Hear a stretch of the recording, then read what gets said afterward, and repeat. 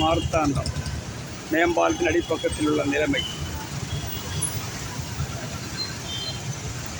எவ்வளோ மக்கள் அவதிப்படுகிறது. இந்த சாலையை சீரமைக்காமல் பொதுமக்களுக்கென்று போக்குவரத்துக்கென்று இந்த சாலையை சீரமைத்து கொடுக்காமல் வரக்கூடிய நிலைமை பாருங்கள். வேலை முடித்தால் கூடிய நேரங்காலம் வீடுகள் போய் சேர முடியாது மக்கள். இதான் மார்த்தாண்டம் மேம்பாலத்தில் உள்ள நிலைமை.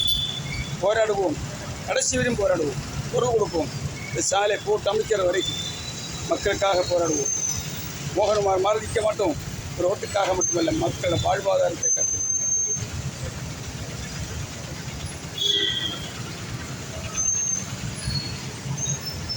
மார்த்தாண்டம் வேலையை முடித்து வீடுகள் நேரங்காலம் போக வேண்டியதான மக்கள் குடும்ப அவதி கொஞ்சம் கொஞ்சம் அல்ல. யாருக்கெல்லாம் பாதகம்? வியாபாரிகள் பாதிக்கப்படுகிறது, பொதுமக்கள் பாதிக்கப்படுகிறது, போக்குவரத்து பாதிக்கப்படுகிறது. காவல்துறைக்கு இன்னும் கூட பணியாற்ற முடியாத நிலைமை இன்றைக்கு மார்த்தாண்டத்தில் ஏற்பட்டிருக்கிறது.